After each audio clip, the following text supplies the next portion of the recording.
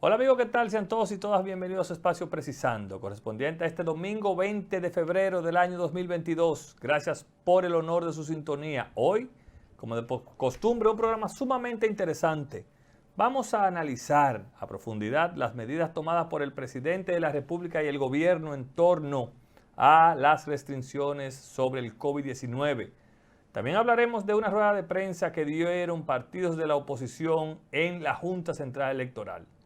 Y en nuestra entrevista central hablamos con el ministro de Trabajo, Luis Miguel de Camps, sobre todo lo que está aconteciendo en torno a los trabajadores en la República Dominicana. Todo esto después de la pausa.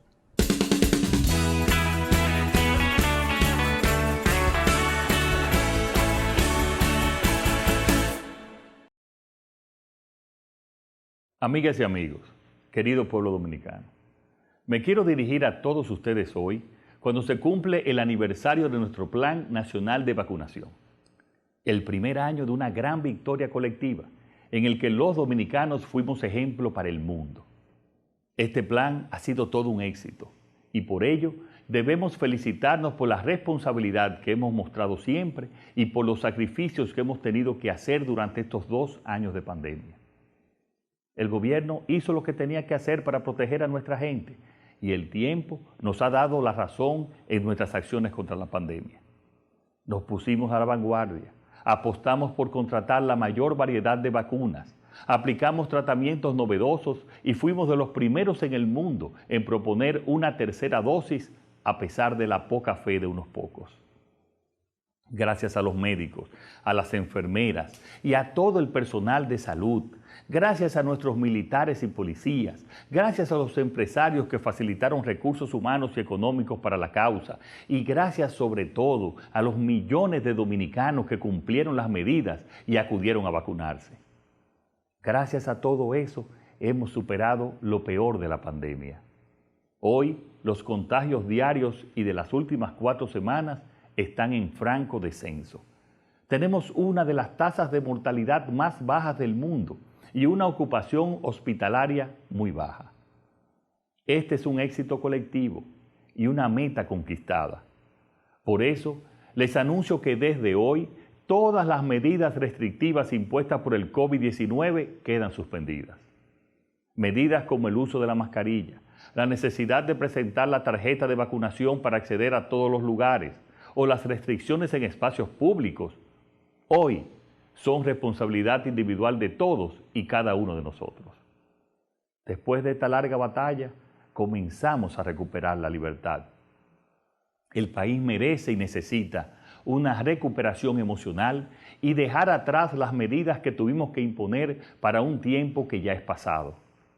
Desde ahora, a todos nos tocará cuidarnos, con responsabilidad, pero sin restricciones. Que no haya dudas. Se mantendrá y seguiremos invitando de manera voluntaria a la población a vacunarse para completar el programa de vacunación y seguiremos garantizando el pleno acceso a la vacuna para todos y en cualquier circunstancia. Seguiremos monitoreando y observando la situación. El país puede estar seguro. Además, que a diferencia del pasado, nuestro sistema de salud está hoy preparado para atender cualquier eventualidad. Es hora de recuperar de una vez por todas nuestra libertad, nuestra manera de vivir. Y esa hora, mi querido pueblo, empieza hoy, sin restricciones. Que Dios bendiga al pueblo dominicano y muy buenas noches.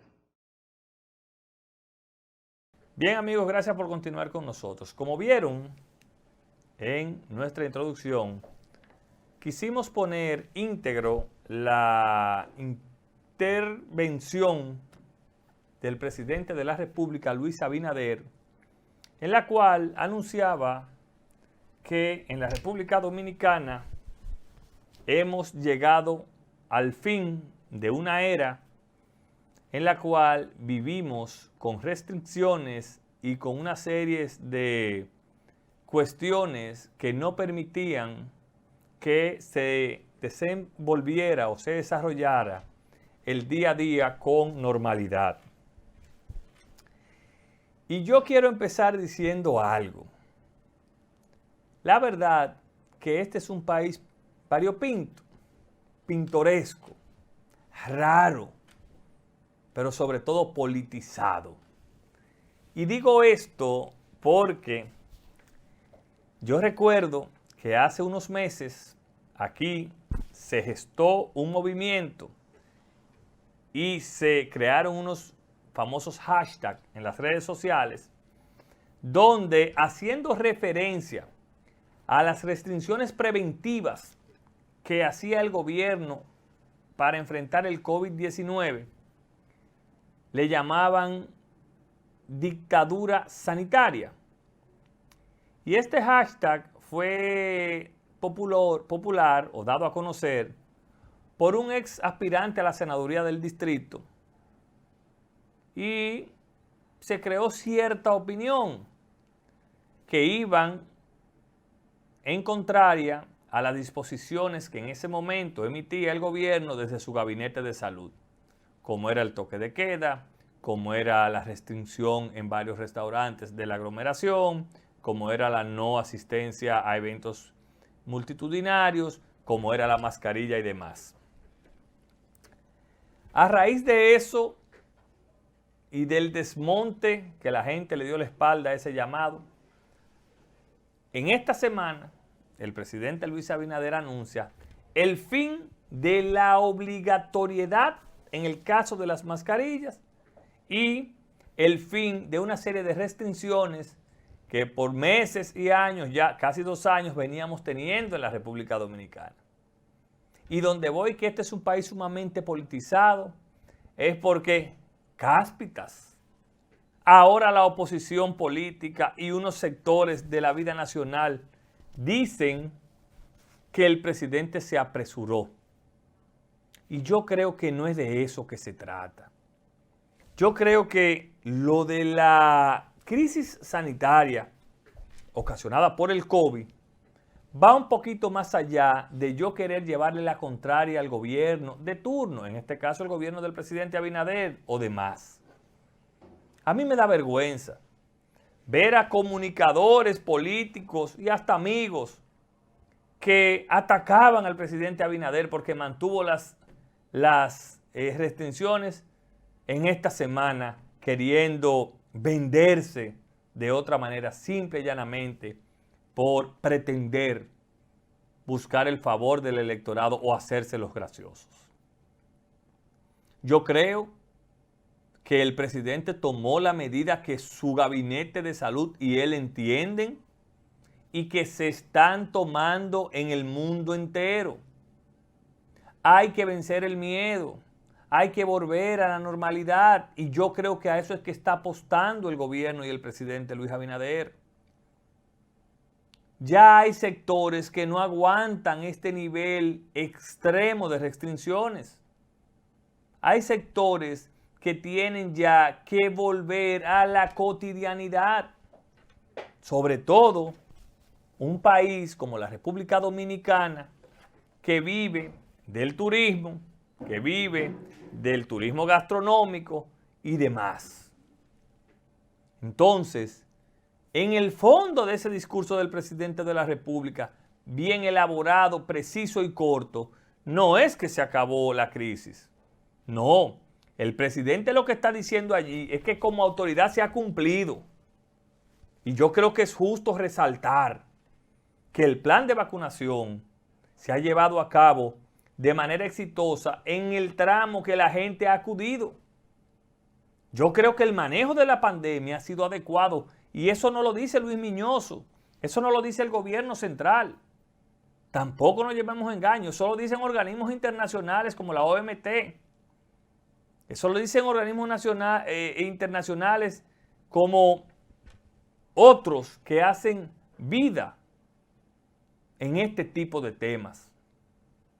La Organización Mundial de Salud, es decir, de lo que se trata es de que la República Dominicana ha llevado a la vanguardia ante otros países el tema COVID, el tema vacunación, el tema prevención, porque se nos olvida que aquí relajaban al presidente Luis Abinader con la tercera dosis. Bueno, ya todo el mundo está poniendo la tercera dosis en el mundo.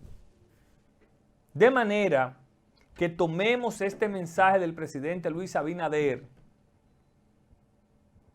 como tiene que tomarse. Ahora nos toca también a nosotros como ciudadanos hacer un ejercicio responsable del manejo del COVID-19 para evitar que se siga propagando siempre y cuando cumplamos con las medidas que nos toca. Yo saludo, apoyo y haré mi parte en este llamado del presidente. Miren, como le dije al inicio, esta semana también, en la Junta Central Electoral, el Partido de la Liberación Dominicana, el PRD y la Fuerza del Pueblo, aunaron esfuerzos y realizaron una nota o una rueda de prensa en la cual uno entendía iban a hablar de un tema, pero ellos se refirieron a otro.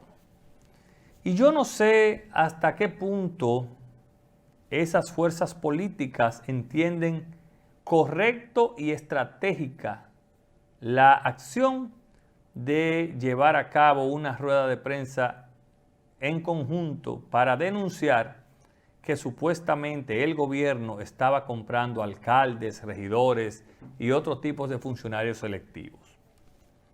Y yo digo que no sé hasta qué punto es estratégico porque, a decir verdad, a mí, a Luis Ricardo Miñoso, no le cuadra que ni el PLD, ni la Fuerza del Pueblo, ni el PRD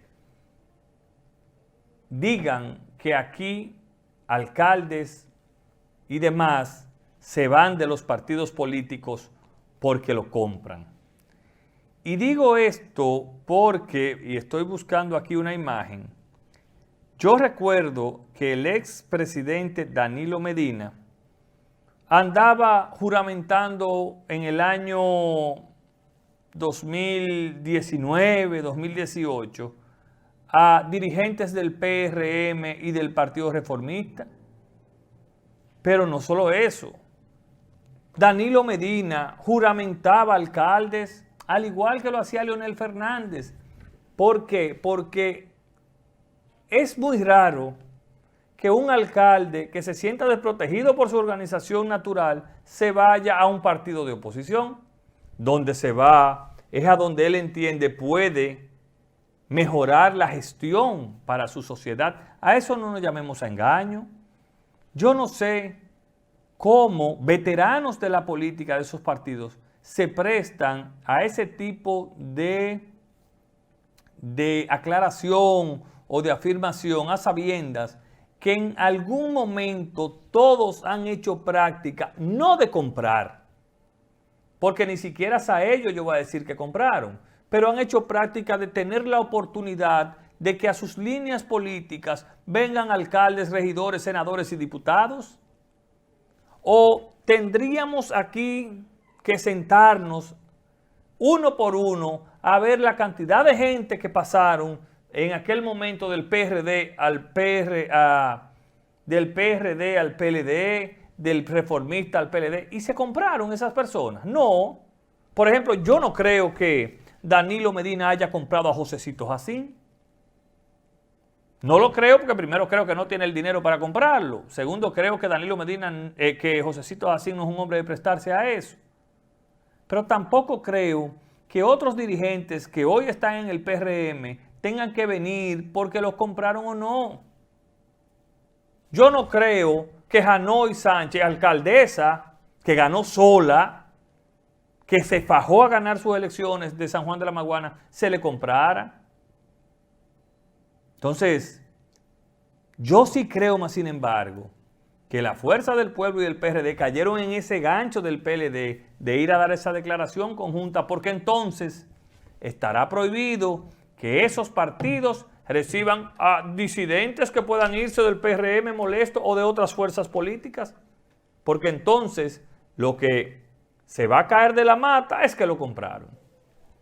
Para mí, esa es una señal de debilidad que muestran estas fuerzas políticas, donde tengo amigos y que nadie se me ponga guapo, pero no es verdad que el hecho que un dirigente político se adhiera a un partido que esté en el gobierno o no es porque lo compraron. porque si de algo tiene fama a quien ellos acusan, que es al amigo Paliza, es de que es muy austero. De manera que yo creo que la estrategia en ese tenor no fue la mejor. Pero ya empezó la guerra política, ya empezaron los dimes y diretes y vamos a ver en qué para este pleito. Señores, no se vayan, que ya está con nosotros el ministro de Trabajo, Luis Miguel de Camps. Vamos a hablar con Luis Miguel de ferias de empleo, vamos a hablar del código de trabajo, de los aumentos salariales, vamos a hablar de temas importantes después de la pausa.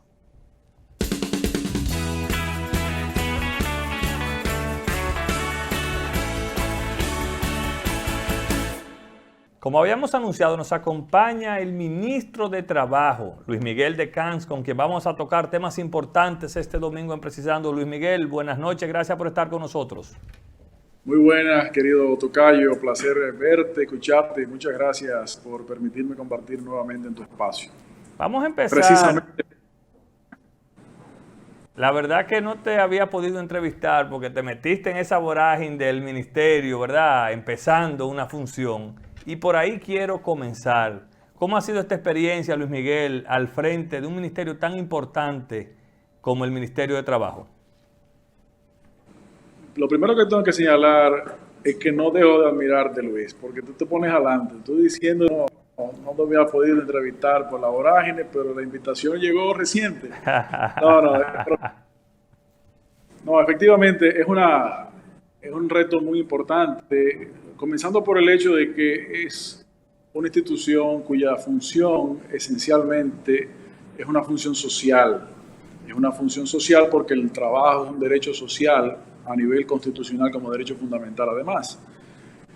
Y las competencias, obligaciones y además responsabilidades del Ministerio de Trabajo, pues durante muchos años fueron erosionándose por diferentes razones, por lo que una de las primeras obligaciones, junto con todo el equipo que trabajamos en el Ministerio de Trabajo, pues es retornarle a la institución sus competencias y en esencia para la población lo que esto significa es que la población sienta y reciba más y mejores servicios.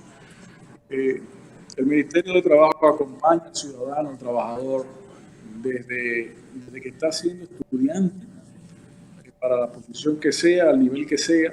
Luego cuando trata de insertarse y se inserta en el mercado laboral, pero el Ministerio de Trabajo también acompaña a la ciudadanía en cuanto al tema de la protección de salud, por la social, en la protección contra riesgos laborales, por la misma razón, así como también el tema pensional. Y pues es una experiencia muy importante para nosotros y efectivamente nos hemos decidido invertir todo el tiempo disponible para poder llevar a la ciudadanía el mejor de los servicios posibles. Luis Miguel, ¿cómo, ya para entrar en materia, cómo se ha logrado en medio de una pandemia, tú frente al Ministerio de Trabajo, que es el más afectado en este momento o en aquel momento con las pérdidas de trabajo y demás, cómo se ha logrado ese equilibrio para ir recuperando poco a poco con ambos sectores, tanto el sector público como el sector privado, el tema de la recuperación de los empleos? Cuéntanos un poco cómo ha sido esa logística, ese trabajo. Sí, bueno, efectivamente, cuando llegamos a la oposición, nos encontrábamos tal vez en el peor momento de la pandemia. En ese momento, cerca de 500,000 de trabajadores y empleos del sector privado formal se habían perdido o se habían suspendido.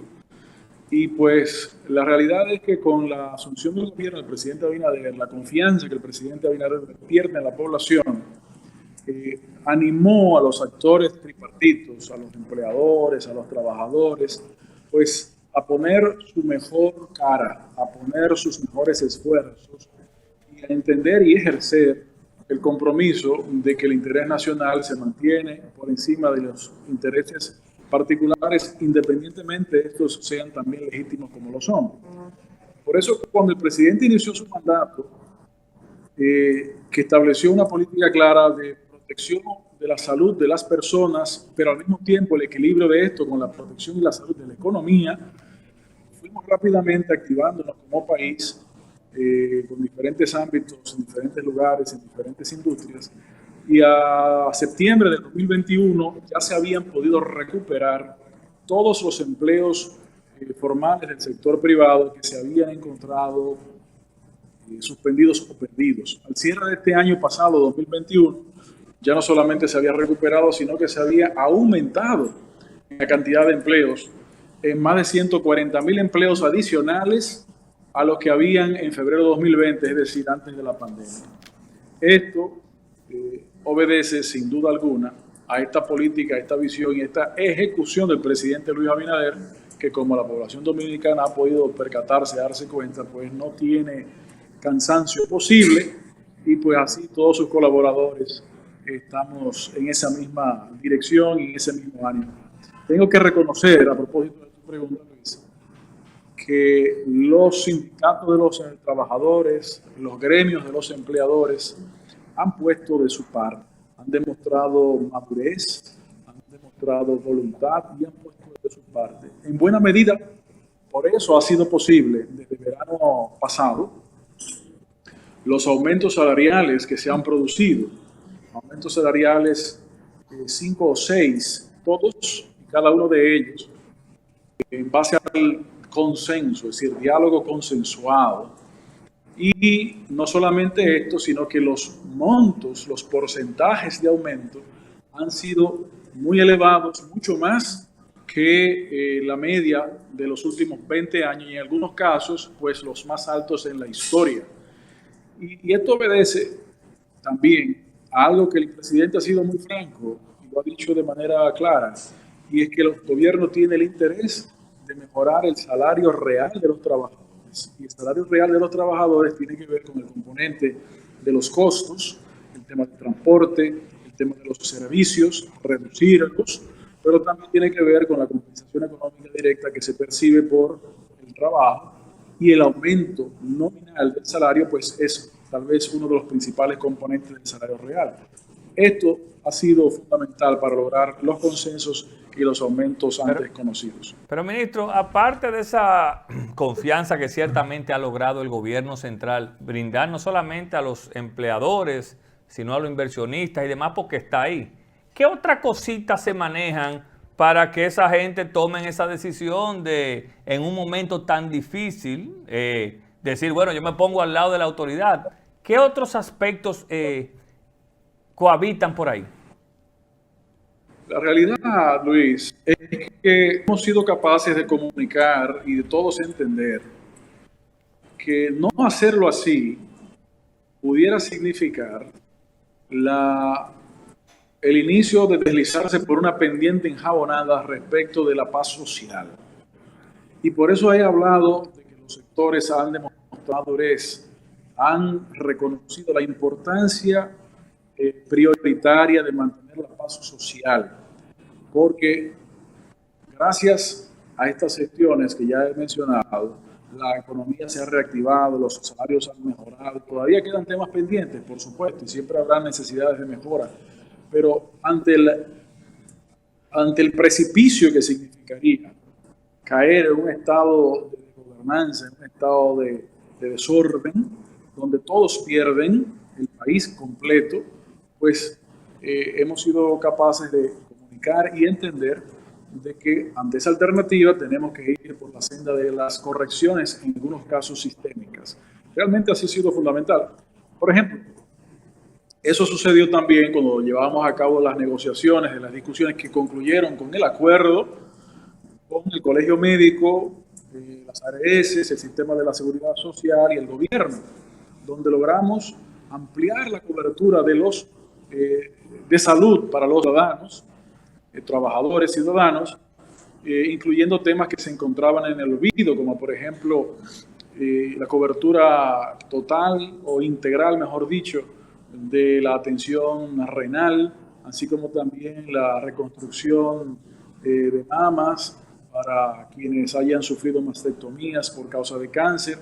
Eso no se encontraba cubierto, y gracias a este diálogo, gracias a la reactivación, gracias también a los aumentos salariales que ha mejorado la cotización y la cotización de la seguridad social en su conjunto, pues se ha podido dar a la ciudadanía estos servicios.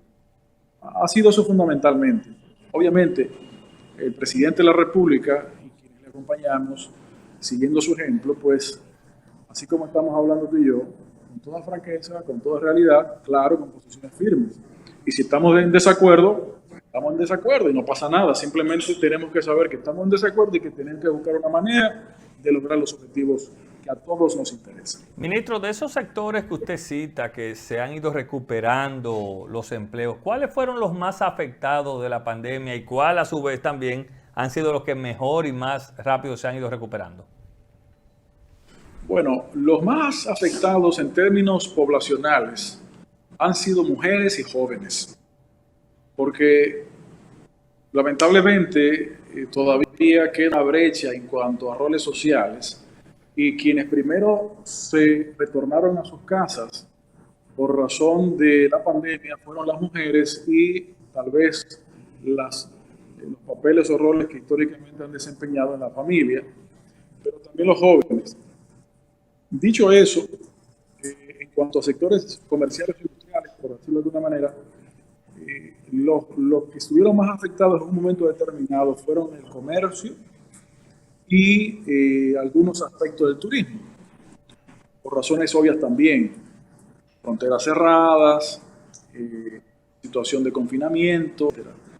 En esa misma dirección tenemos que reconocer que la recuperación comenzó por zonas francas, que en el 2020 y principio del 21 había llegado a niveles de exportación mayores que lo que habían sucedido en años donde no existía la pandemia. Luego, esto se amplió al propio nivel del sector turístico en cuanto a las mejorías, porque recuérdate, Luis, que el presidente Abinader fue muy enfático en insistir en la apertura de los hoteles a pesar de que no existían turistas. Y el razonamiento que arguyó fue, independientemente de que en este momento no existan turistas, cuando se abran las fronteras, tenemos que estar como país listos para recibir y no tener que esperar más tiempo en ponerlos en condiciones. Y la realidad es que esa visión se ha demostrado que fue correcta, porque el país que en el ámbito turístico mejor se ha desempeñado y más se ha recuperado ha sido este. Y también posteriormente ya el sector comercial, antes del turístico, tengo que señalar que fue el de construcción, después de zona franca y después de construcción, pues turismo, y después de turismo finalmente el sector comercial, que todavía estaba un poco afectado por el tema de los confinamientos y los horarios. Cuando los horarios se liberaron, entonces ya los turnos de empleo comenzaron a tener la normalidad de 2 o 3 turnos y las personas consecuentemente poder asistir a los espacios. Esa ha sido, si se quiere, la ruta que se ha logrado desarrollar. Luis Miguel, hemos visto que una de tus prioridades o de tu equipo, ¿verdad? Y del gobierno central ha sido el tema de los salarios. Una de las grandes disyuntivas del pasado era que daba problemas hasta convocar al Comité Nacional de Salarios. Yo quiero que tú nos expliques en detalle cómo ustedes hacen, cómo deciden el nivel de sectores que se propondrán aumentos y demás. ¿Eso tiene alguna escala? ¿Cómo se maneja esa parte? Bueno, una pregunta muy curiosa, Luis, y te agradezco la curiosidad. Con toda franqueza, te debo confesar de que anteriormente pues se tenía una actitud totalmente pasiva. Al llegar al gobierno del presidente Abinader y nosotros ver el tema, pues se tomó la decisión de hacer la capacidad de análisis económico, de fortalecer la capacidad de análisis del mercado laboral y de proyección, por lo que el gobierno fue produciendo, y lo sigue haciendo en el Ministerio de Trabajo, pues las propuestas económicas que se compadecen no solamente con la realidad en la que vivimos, sino que establecen la ruta para poder llegar a los objetivos trazados. Por eso, en las conversaciones tendentes a los diálogos de las mejoras salariales, pues el Ministerio de Trabajo tuvo una posición pasiva, al contrario, tuvo una posición activa que motivó, queremos pensar, a los actores del tripartismo a unirse a esa propuesta. Claro, no son imposiciones, gracias a Dios no ha sido necesario, sino conversaciones de racionalización de entender los puntos de vista y de construir consensos. Pero eso no era posible antes si no se hacía la tarea. Claro. Lo que se está haciendo ahora es justamente hacer la tarea, estar preparado y no solamente escuchar, sino también construir y proponer, porque de eso se trata. El Ministerio de Trabajo, Luis, ¿por qué existe el Código de Trabajo? ¿Por qué existen los Ministerios de Trabajo? Bueno, porque en las relaciones laborales, las posiciones de negociación por naturaleza entre los empleadores y los trabajadores son posiciones disímiles. La capacidad de negociación por realidades económicas no es equitativa. Pues para equilibrar el ámbito, para llevar equidad al proceso, existen los códigos de trabajo y existen los ministerios de trabajo. Y por esa razón, entonces, esos diálogos tripartitos, el ministerio funge, obviamente, como un mediador también, pero al mismo tiempo funge para fortalecer las posiciones técnicas que se entienden deben acogerse, independientemente de que, obviamente, parte tienen sus legítimos intereses. Ustedes han hecho una especie como de 5 o 6 acuerdos ya que se han culminado en aumentos salariales, pero el más llamativo fueron los últimos 2, que fueron los de los trabajadores agrícolas, ¿no? Y los de los cañeros. Digo los cañeros porque uno se visualiza con esas protestas frente al Palacio Nacional hace unos años como que era lo de nunca acabar. Cuéntenos en qué han consistido esos aumentos salariales, ministro, sobre todo esos 2 que le hago la observación.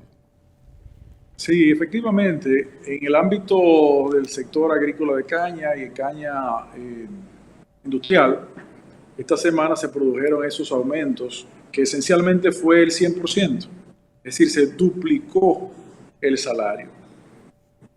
Y esto simplemente... Antes de seguir, ¿de cuántos empleados estamos hablando que eso impacta directamente?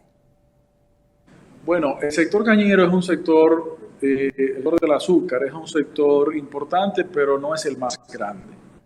Es un sector de poco menos de 45.000 trabajadores. Okay. Obviamente tampoco es desdeñable, cerca de esa cantidad de personas. Y en ese ámbito, pues, ¿qué fue lo que vimos? Vimos que los niveles salariales no se compadecían con lo mínimo o digno como mínimo. También vimos que en los últimos 20 años la media de aumentos rondaba los 15-18%, que tampoco, en nuestra opinión, tampoco se justificaba. Entonces, sostuvimos encuentros con los sectores del tripartismo, del sector azúcar, y le expresamos nuestra visión. Dicho sea de paso, en cuanto al aumento del 100%, fue por encima de lo que los propios sindicatos planteaban, porque, como te decía, hemos asumido una actitud, una posición de activa para poder lograr ciertos equilibrios. Ahora, como se encuentra, pues se encuentra un poco más equilibrado, un poco más relacionado con otros sectores que también tienen sus salarios sectorizados. En esencia, a nivel de empleo, tenemos que fomentar la inserción laboral, y la inserción laboral preferencialmente de los dominicanos. Pero para eso no se puede pensar solamente en la cohesión, se tiene que pensar también en la producción de mejoras en la calidad del empleo. Y uno de los elementos de mejora de la calidad del empleo, ¿cuál es? Bueno, el salario. Y entonces, si los salarios mejoran, las condiciones de ingresos deben mejorar, pues se hace más atractivo, y ya lo que sean contingencias migratorias laborales pueden tomar un segundo plano, ya como algo de eso, contingente, pero no que sea la norma. Ministro, las jornadas de estas ferias que se hacen para empleos, vimos que unos 5.000 empleos vacantes se estaban ahí sorteando. Cuéntenos un poco, ¿se siguen desarrollando? ¿Cómo van? Claro que sí. La última experiencia, que fue de alto conocimiento, fue que el sector turístico señalaba que tenía aproximadamente 5.000 vacantes. Es importante señalar que este número de vacantes es entre las vigentes actuales y las que se proyectan en los meses próximos. Pero independientemente de esto, entonces, nos acercamos a los empleadores de este sector, les solicitamos que nos informaran sobre las características de las vacantes, y entonces montamos la gran feria de empleo, las ferias de empleo que desarrollamos semanalmente, pero en este caso fue un esfuerzo especial por la cantidad de vacantes identificadas, y desarrollamos 4 días, San Pedro, La Romana, Tomayor y El Ceibo, pues estas ferias de empleo. En estas oportunidades se habían identificado de manera inicial 1.362 vacantes y fueron atendidos y referidos cerca de 1.500 personas. Entonces, la mayor cantidad de esas vacantes han sido llenadas libre de costos para el empleador, libre de costos para el trabajador, y además, en esta oportunidad también coordinamos con el Infotep para que los candidatos que necesitaban fortalecer algunas competencias, inmediatamente tenerlos listados, identificados y poder inscribirlos en cursos para que el empleador fuera más fácil su contratación, también de mejorar sus capacidades y condiciones. Esto lo hemos estado fortaleciendo a nivel de realización constante todas las semanas en diferentes puntos del país. Por ejemplo, la semana pasada se hizo en Puerto Plata, en esta semana también se ha hecho en el Distrito Nacional, pero también se ha fortalecido la herramienta digital a través de la plataforma República Dominicana Trabaja, RD Trabaja.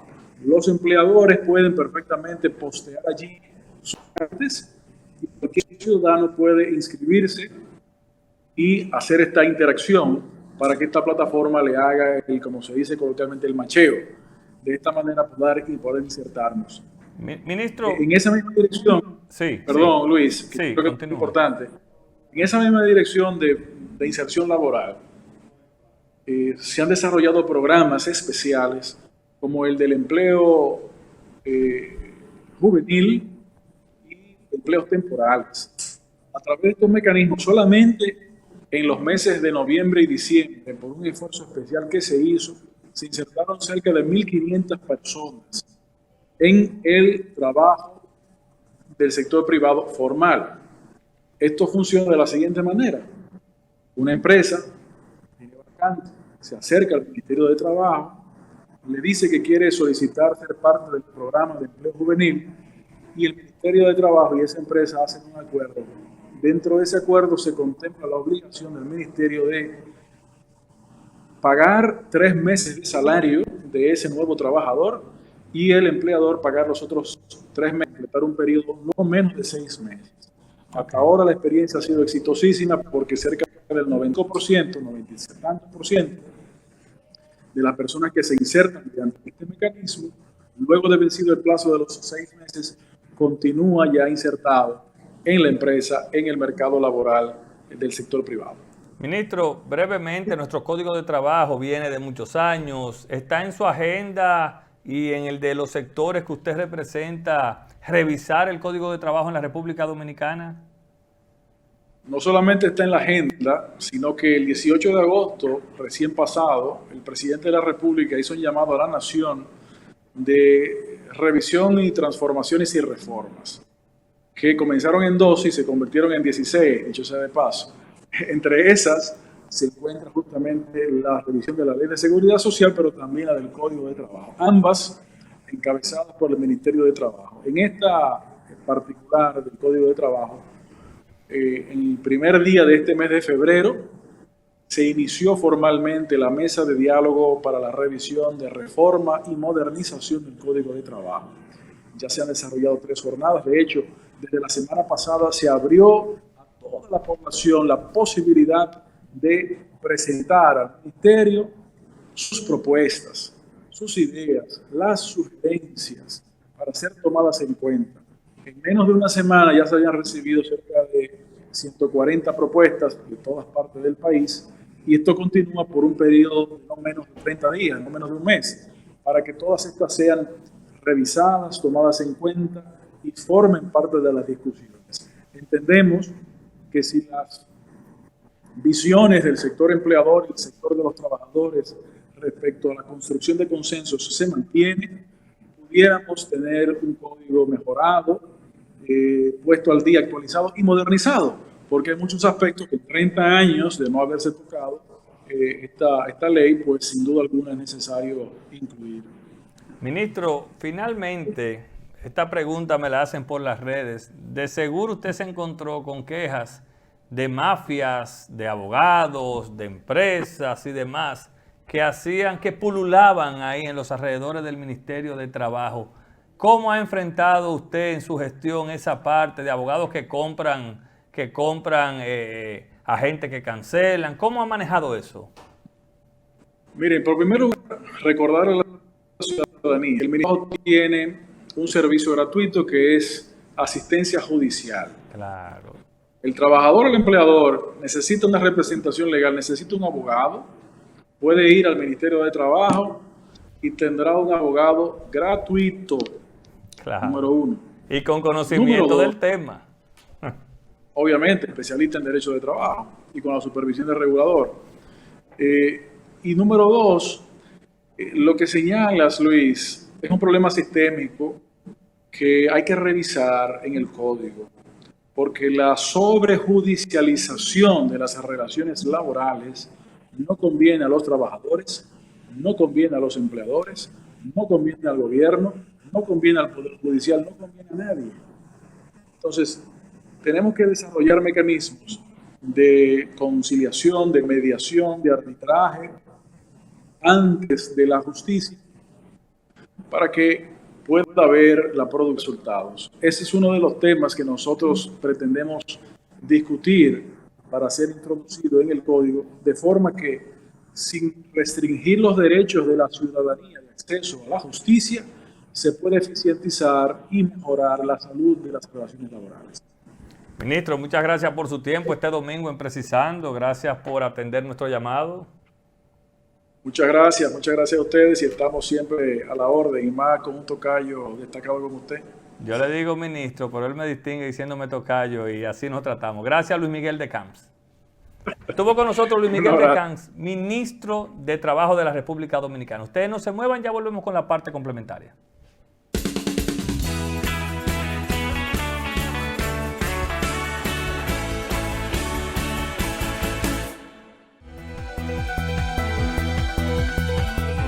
República Dominicana se convirtió en el primer país de América Latina en eliminar el uso de mascarillas y todas las demás medidas restrictivas contra el coronavirus.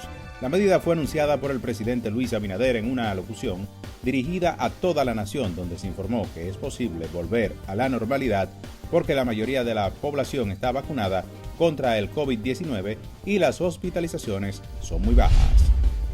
En ese sentido, el Colegio Médico Dominicano y la Presidencia de la Sociedad Dominicana de Infectología ven positivo el anuncio hecho por el presidente Luis Abinader respecto a la eliminación de las medidas restrictivas aplicadas para la prevención y propagación del COVID. En otra información, el Banco Central de República Dominicana informó que el índice de precios al consumidor IPC registró un aumento de un 1.18% respecto al mes de diciembre de 2021, mientras la inflación interanual, medida desde enero de 2021 hasta enero de 2022, se colocó en un 8.73%.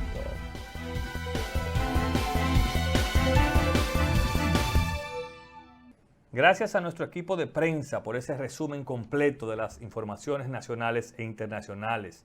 Agradecer al ministro Luis Miguel de Camps por su tiempo y a ustedes no tenemos tiempo para más. Descansen. Feliz resto del domingo y nos reencontramos el próximo. Bye bye.